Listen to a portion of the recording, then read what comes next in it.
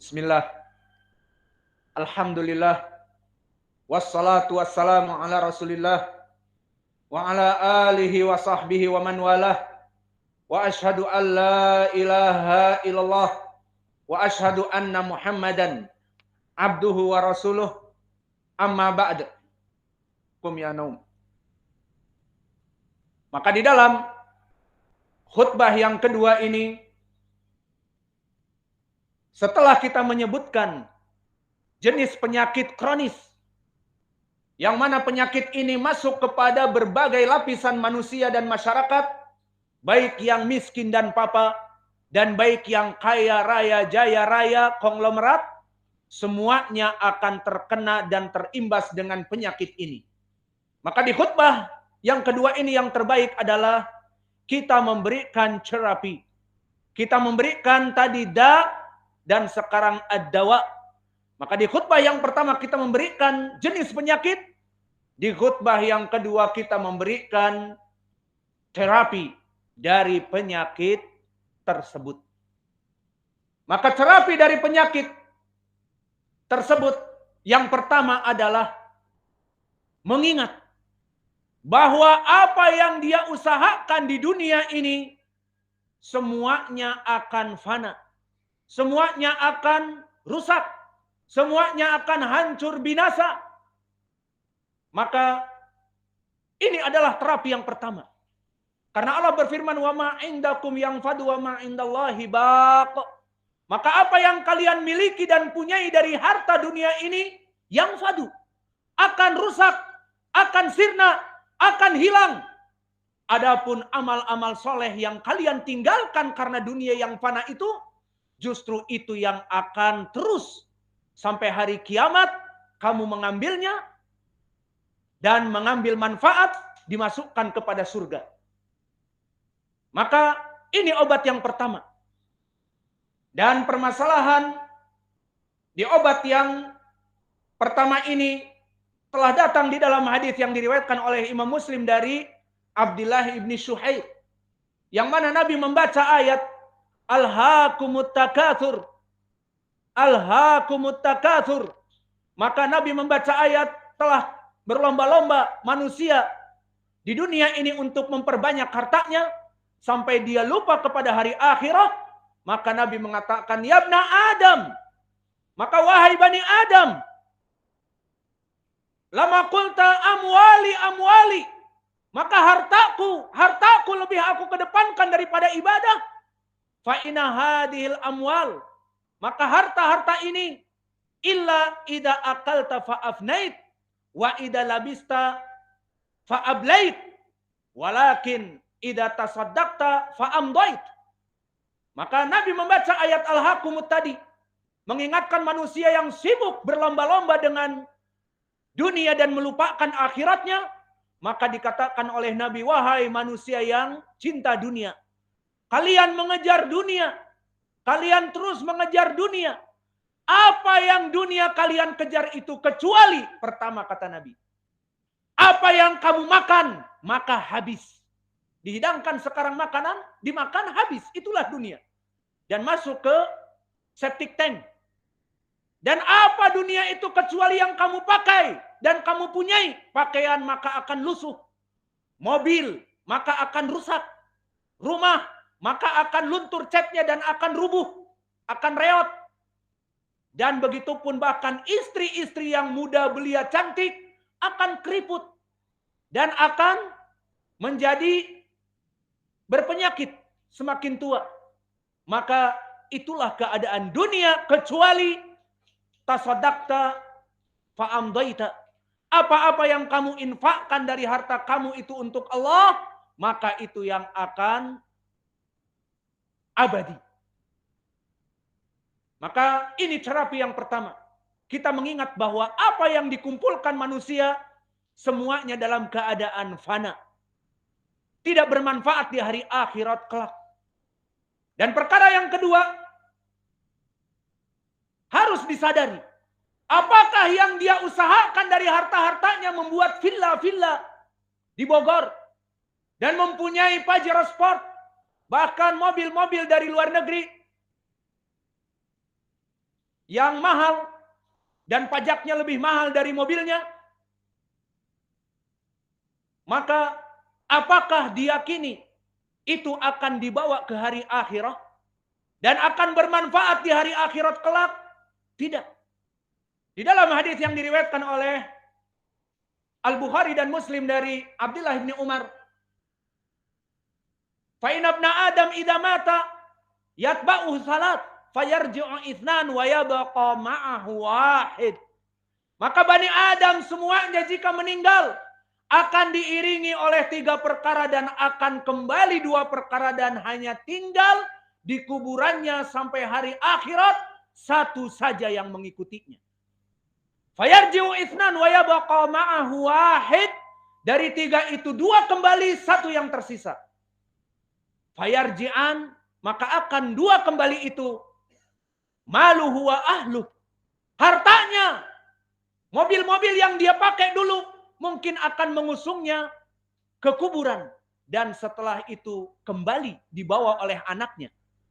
Maka kenapa tidak dimasukkan Pajero Sportnya ke kuburannya? Tidak ada. Tidak mungkin. Dan ahluh, keluarganya yang dicintainya dari anak-anak dan istrinya. Maka istrinya yang dulu mengatakan, I can't live without you. Wahai abang, aku tidak pernah bisa berpisah denganmu. Aku akan mati jika berpisah denganmu. Maka itu hanya gombal belaka. Maka pada hari itu tidak ada istri yang mau tinggal menemani suaminya. Maka semuanya akan meninggalkannya. Lalu siapa yang setia? Istrinya tidak setia. Harta yang dia kumpulkan bertahun-tahun, berpuluh tahun bahkan dengan perkara kezaliman kepada yang lain, dengan korupsi, dengan mencuri, dengan merampok, maka semuanya pun tidak dibawa uang-uang dan pundi-pundi emasnya ke dalam kuburannya. Tetapi tersisa di bank yang diambil oleh anak dan cucu-cucunya. Maka apa yang dibawa kepada hari akhirat hanya amal-amal soleh yang dulu mereka lupa untuk melaksanakan amal soleh. Sibuk mengejar dunia, salat-salat ditinggalkan. Sibuk mengejar dunia, puasa pun tidak mampu karena sedang menderes karet di kebun. Capek, haus. Karena sedang menjadi tukang bangunan. Tidak mampu untuk makan dan minum. Kecuali makan dan minum. Tidak mampu puasa.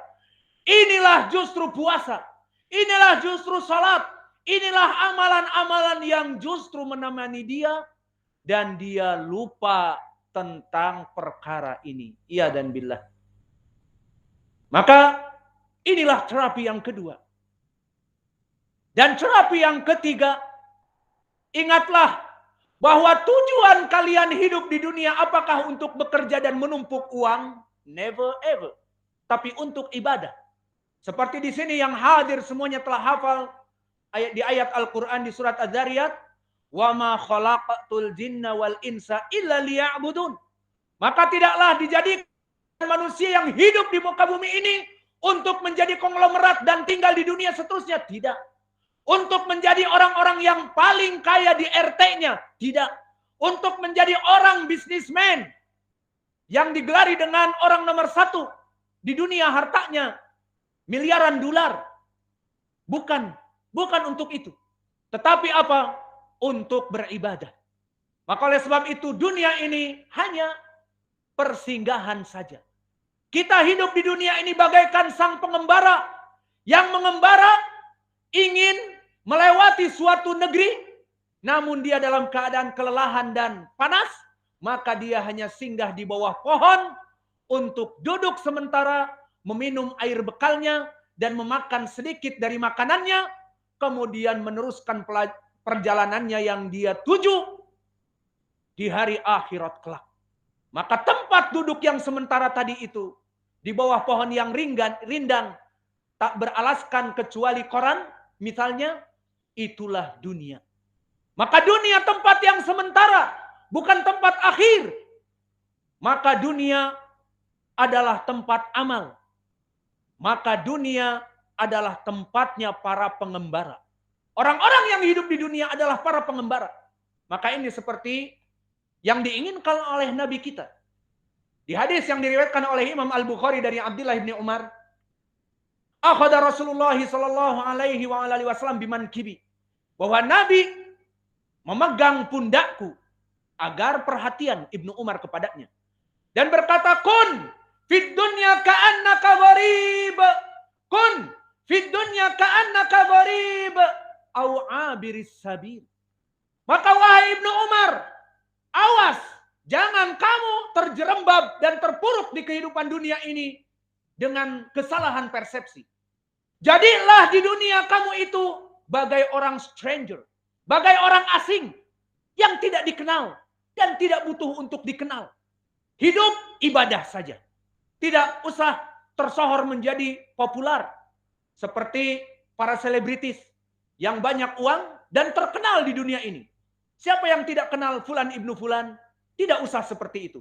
Kun fi dunya ka'annaka gharib. Jadilah kamu di dunia seperti seorang stranger, seorang pengelana, seorang pengembara. Kun fi dunya ka'annaka gharib au abiris sabil, atau bagaikan pengembara. Dunia ini dijadikan bagaikan di sana ada pohon yang rindang. Kamu ingin meneruskan perjalanan yang mana keluarga kamu menunggumu di sana dengan penuh kebahagiaan dan kerinduan. Kamu duduk sementara di sini minum dan makan, istirahat, kemudian berjalan kembali. Itulah kehidupan di dunia. Adapun orang-orang yang terkena penyakit wahan tadi, seperti di khutbah yang pertama, kebalik. Tempat persinggahan yang hanya sekedar pohon yang rindang, itu juga kadang-kadang bau karena dikencingi oleh anjing tempat itu, maka itu dijadikan tempat akhir, the last destination, tempat muara terakhir. Maka ini adalah kesalahan persepsi yang sangat merugikan. Dan terapi yang keempat, barakallahu fikum. Jika kita ditanya lalu bagaimana? Kita ingin hidup di dunia kaya, tidak ingin fakir, tapi ingin kaya. Namun tadi kamu bilang, jangan disibukkan dengan dunia. Lalu bagaimana bisa kaya tidak sibuk dengan dunia? Tidak tenggelam kepada dunia. Apakah bisa kaya? Naam. Bisa kaya kita. Lalu yang keempat itu apa terapinya bisa kaya, namun tidak tenggelam dengan dunia dan berlomba-lomba, adalah dengan fokus kepada ibadah. Dan makna di sini fokus kepada ibadah, tafarrug li ibadah, memfokuskan diri ibadah, maknanya bukan meninggalkan dunia. Maknanya apakah kita tidak boleh berdagang? Tidak. Maknanya apakah kita tidak boleh melaksanakan bisnis meskipun online? Tidak. Bukan itu. Allah berfirman, "Fala tansa nasibaka minad dunya." Jangan lupa dari perkara dunia-dunia kamu. Halal untuk kau ambil.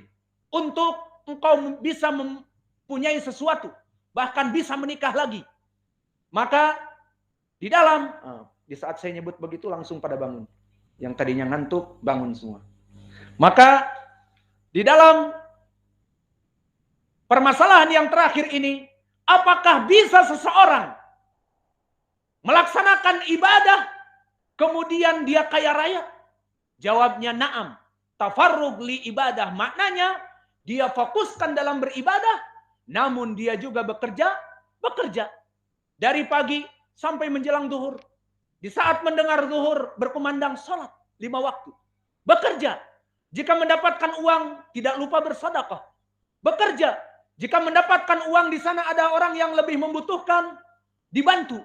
Seperti itu. Maka tafarrug fil ibadah, tafarrug lil ibadah, memfokuskan dalam peribadatan, maka itu adalah penyebab seseorang menjadi kaya raya. Apa benar? Naam. Benar. Seperti ucapan Nabi. Telah datang hadis yang datang dari 2 sahabat. Pertama diriwayatkan oleh Imam At-Tirmidzi dari Abi Hurairah. Dan di sanadnya ada Imran ibnu Zaidah dan dia majhul. Maka sanad dari Abi Hurairah dhaif. Namun telah datang diriwayatkan oleh Imam At-Tabrani di Mu'jamil Kabir dan Al-Hakim di Mustadraknya dengan jalan yang sahih. Dari Qurrah ibnu Muawiyah. Dari sahabat Ma'qil ibni Yasar. Yang maknanya keduanya sama dari Abi Hurairah dan dari Ma'qil ibni Yasar, kedua lafadznya sama. Apa lafadznya? Hadis qudsi.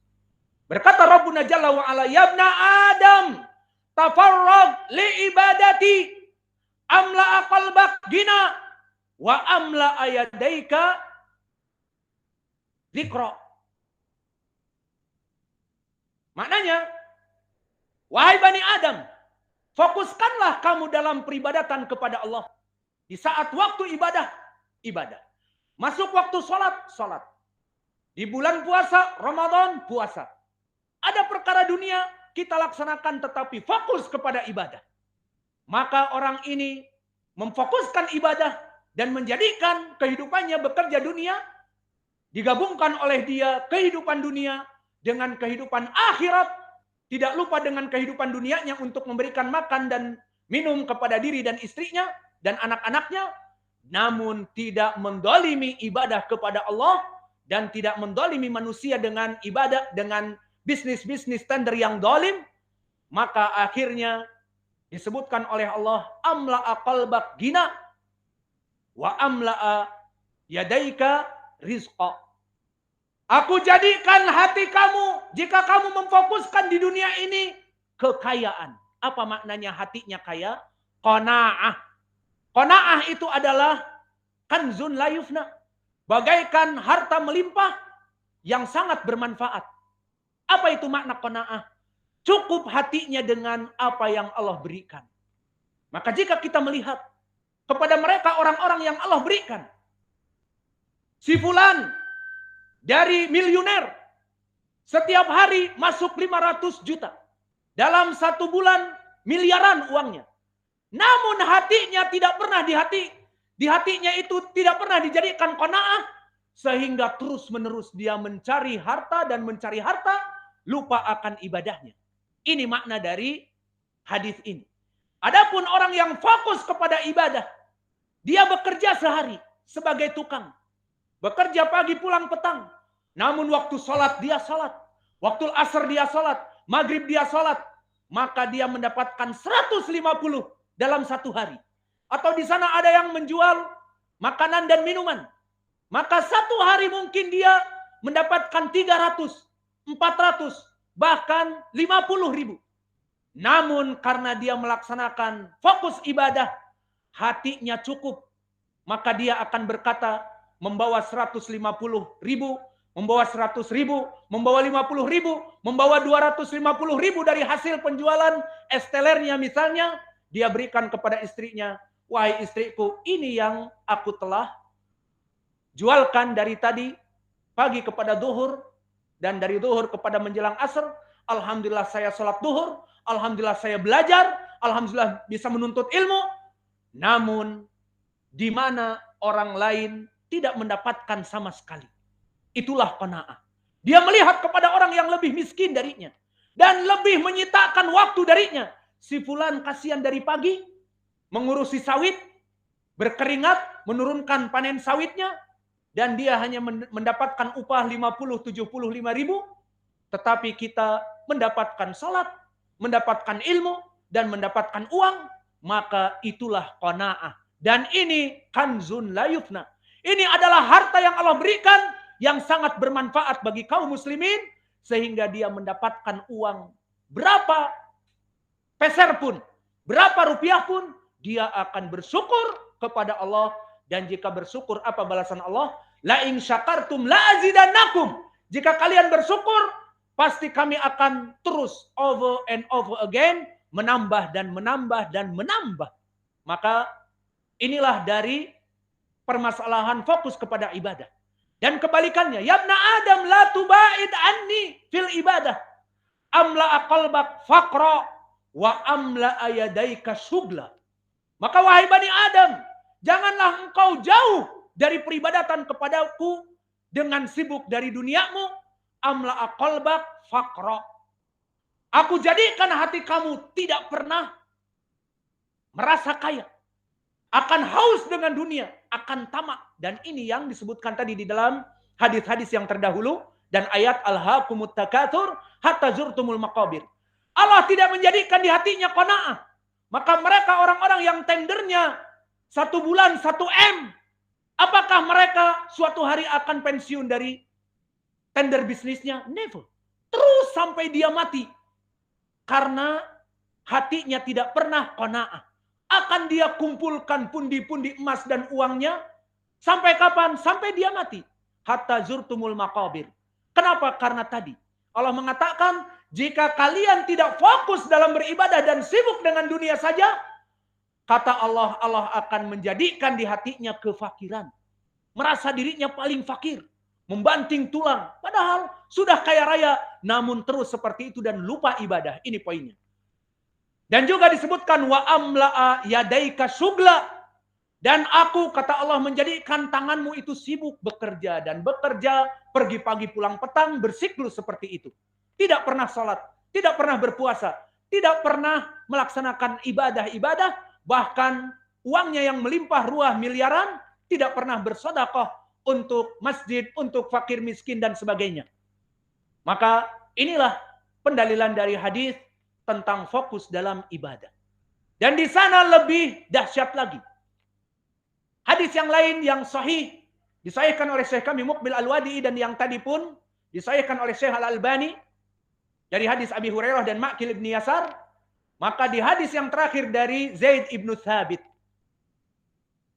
yang mana fokus kepada ibadah adalah penyebab jaya raya.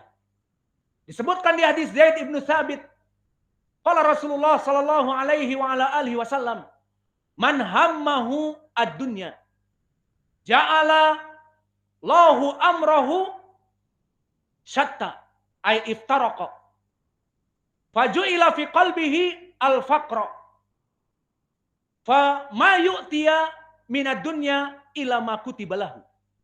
Lihat bagaimana sifat yang pertama dari orang-orang pecinta dunia.